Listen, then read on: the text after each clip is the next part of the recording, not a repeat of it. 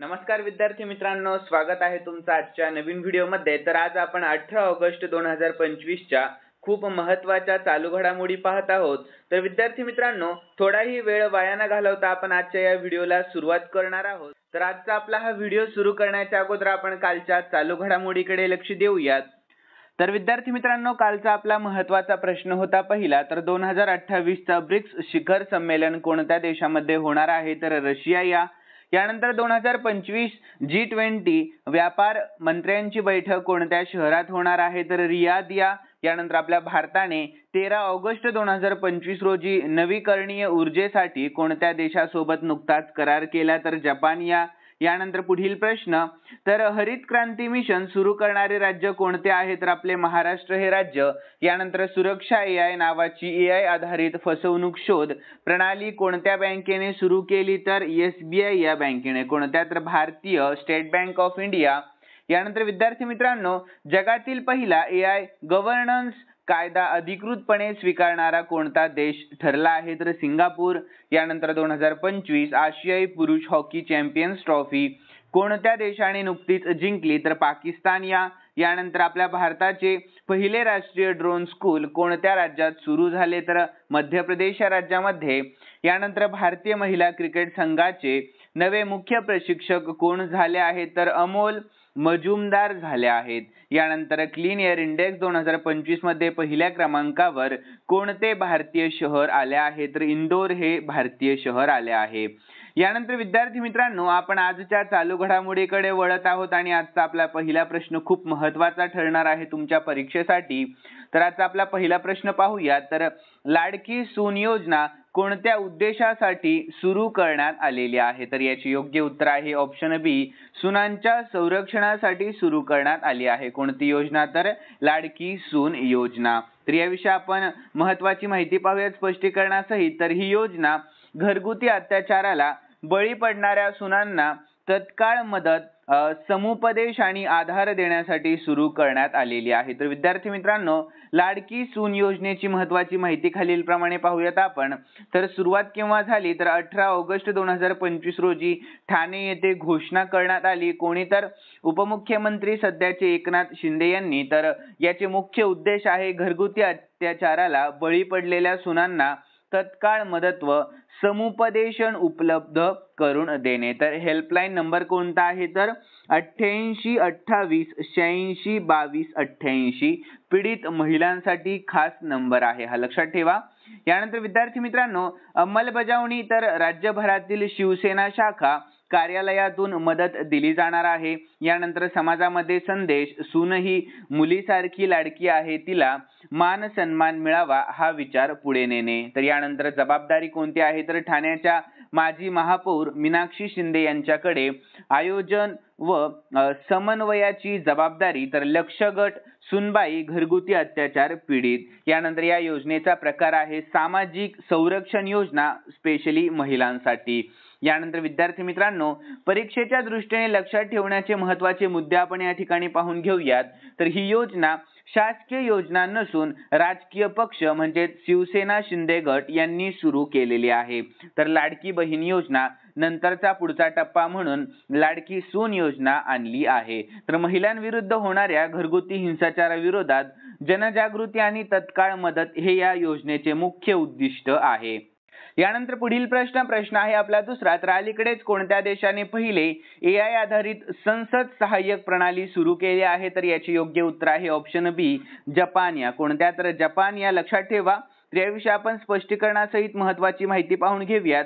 तर विद्यार्थी मित्रांनो, जपानने संसद कार्य वेगवान, पारदर्शक व डेटा आधारित करण्यासाठी पहिले AI आधारित संसद सहाय्यक प्रणाली सुरू केली आहे। तर हे सिस्टम बिल ड्राफ्टिंग, कायदेविषयक संशोधन, प्रश्नोत्तरे यासाठी खास बनवले आहे। तर ही प्रणाली चॅट GPT सारख्या मॉडेल्सवर आधारित असून जपानी भाषेमध्ये कार्यक्षम आहे, लक्षात ठेवा।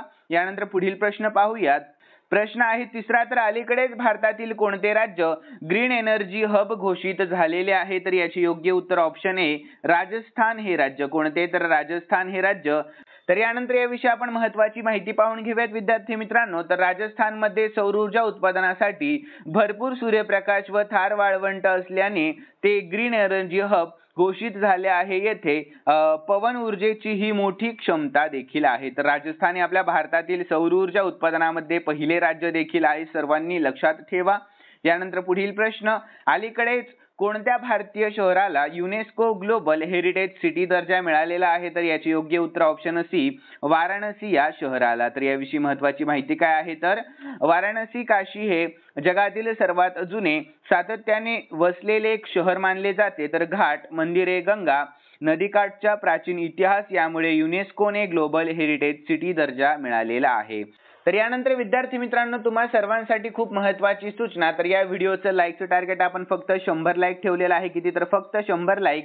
आणि तुमच्यासाठी मी स्पेशली शेवटी काल झालेल्या चालू घडामोडीचा प्रश्न देखील देत असतो. त्याही प्रश्नाचे उत्तर तुम्हाला आपल्या कॉमेंट बॉक्समध्ये सांगण्याचा प्रयत्न करायचा आहे.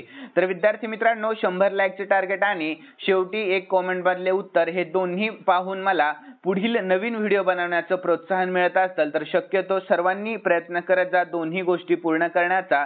तर चला पुढील प्रश्नाला सुरुवात करूयात. यानंतर पुढील प्रश्न 5वा आहे आपला. तर अलीकडेच कोणता देश जगातील पहिले हायड्रोजन चलित रेल्वे नेटवर्क सुरू करणार आहे? तर याचे योग्य उत्तर ऑप्शन ए, जर्मनी हा देश. कोणता? तर जर्मनी हा देश. तर यानंतर याविषयी आपण महत्त्वाची माहिती पाहून घेऊया. तर जर्मनीने कोराडिया आयलिंड नावाची हायड्रोजनवर चालणारी ट्रेन आणलेली आहे. तर आता संपूर्ण नेटवर्क तयार केले जात आहे. यामुळे CO2 उत्सर्जन शून्यावर जाणार आहे, लक्षात ठेवा. यानंतर विद्यार्थी मित्रांनो, पुढील प्रश्न 6वा आहे आपला. तर ग्लोबल स्टार्टअप इंडेक्स 2025 मध्ये कोणता देश पहिल्या क्रमांकावर ठरलेला आहे, म्हणजेच अव्वल ठरला? तर याचे योग्य उत्तर ऑप्शन ए, अमेरिका हा देश. कोणता? तर अमेरिका. यानंतर महत्त्वाची माहिती काय आहे? तर अमेरिकेने ग्लोबल स्टार्टअप इंडेक्स 2025 मध्ये पहिला क्रमांक मिळवला आणि आपला भारत तिसऱ्या स्थानावर आहे, लक्षात ठेवा. तर विद्यार्थी मित्रांनो, अमेरिका हे व्हेंचर कॅपिटल IT तंत्रज्ञान इन्व्हेन्शन मध्ये अग्रणी आहे, लक्षात ठेवा. यानंतर पुढील 7वा प्रश्न पाहूया. तर ग्लोबल सायबर सिक्युरिटी फोरम 2025 ची मेजवानी अलीकडेच कोणत्या देशाने केली? तर याचे योग्य उत्तर ऑप्शन सी, सौदी अरेबिया या देशाने केली आहे. तर याविषयी स्पष्टीकरण पाहूयात, महत्त्वाची माहिती. तर सौदी अरेबियाने ग्लोबल सायबर सिक्युरिटी फोरमचे आयोजन केले. तर यामध्ये सायबर हल्ले रोखणे, डेटा प्रोटेक्शन व AI सुरक्षेवर चर्चा झालेली आहे. तर यानंतर पुढील प्रश्न, अलीकडेच भारतातील कोणत्या खेळाडूने वर्ल्ड चेस कप 2025 जिंकला? तर याचे योग्य उत्तर ऑप्शन डी गुकेशने. कोणी? तर डी गुकेशने. तर महत्त्वाची माहिती काय स्पष्टीकरणासहित? तर चेन्नईचा ग्रँडमास्टर डी गुकेश याने वर्ल्ड चेस कप 2025 जिंकून ऐतिहासिक यश मिळवले आहे. तर गुकेशने 16व्या वर्षी ग्रँडमास्टर किताब जिंकला होता, हेही सर्वांनी लक्षात ठेवा. यानंतर पुढील प्रश्न, अलीकडेच कोणत्या राज्याने मिशन क्लीन गंगा फेज 2 सुरू केला आहे नुकताच? महत्त्वाचा प्रश्न. तर याचे योग्य उत्तर ऑप्शन ए, उत्तर प्रदेश या राज्याने. कोणत्या राज्याने? तर उत्तर प्रदेश या राज्याने. तर याविषयी महत्त्वाची माहिती काय असणार आहे? तर स्पष्टीकरणासहित. तर गंगा नदीची स्वच्छता व संवर्धनासाठी उत्तर प्रदेश सरकारने मिशन क्लीन गंगा फेज 2 सुरू नुकताच केलेला दिसून आला. तर यामध्ये गंगा किनाऱ्यावरील औद्योगिक कचरा रोखणे व जैवविविधता जपणे हे मुख्य उद्दिष्ट आहे. यानंतर 10वा आणि शेवटचा प्रश्न आहे आजचा आपला. तर अलीकडेच कोणत्या भारतीय वैज्ञानिकाला ग्लोबल क्लायमेट अवॉर्ड 2025 मिळालेला आहे? तर याचे योग्य उत्तर ऑप्शन बी, सुनीता नारायण यांना. कोणाला? तर सुनीता नारायण यांना. तर स्पष्टीकरण पाहूयात, महत्त्वाचे. तर पर्यावरण संरक्षण व हवामान बदलाबाबत कामगिरीबद्दल सुनीता नारायण यांना ग्लोबल क्लायमेट अवॉर्ड 2025 मिळालेला आहे. तर त्या centre for science and environment म्हणजे CSE संस्थेच्या डायरेक्टर आहेत. यानंतर विद्यार्थी मित्रांनो, खालील प्रश्न मी स्पेशली तुमच्यासाठी ठेवलेला आहे आणि हा प्रश्न आपण कालच्या चालू घडामोडीमध्ये पाहिला होता. ज्या सर्व विद्यार्थ्यांना या प्रश्नाचे उत्तर येत असेल तर प्लीज विद्यार्थ्यांनो कॉमेंटमध्ये उत्तर सांगण्याचा सर्वांनी प्रयत्न करा. तर प्रश्न असा आहे आपला. तर सुरक्षा AI नावाची AI आधारित फसवणूक शोध प्रणाली कोणत्या बँकेने सुरू केली? तर याचे योग्य उत्तर तुम्हाला आपल्या कॉमेंट बॉक्समध्ये सांगण्याचा पुरेपूर प्रयत्न करायचा आहे. तर विद्यार्थी मित्रांनो, तुम्हाला जर आजचा हा व्हिडिओ आवडलेला असेल तर सर्वांनी आजच्या या व्हिडिओचं लाईकचं टार्गेट 100 ठेवलेलं पूर्ण करायचं आहे आणि लाईक करायला आणि सबस्क्राईब करायला देखील अजिबात विसरायचं नाहीये. तर चला भेटूयात नवीन व्हिडिओमध्ये. धन्यवाद.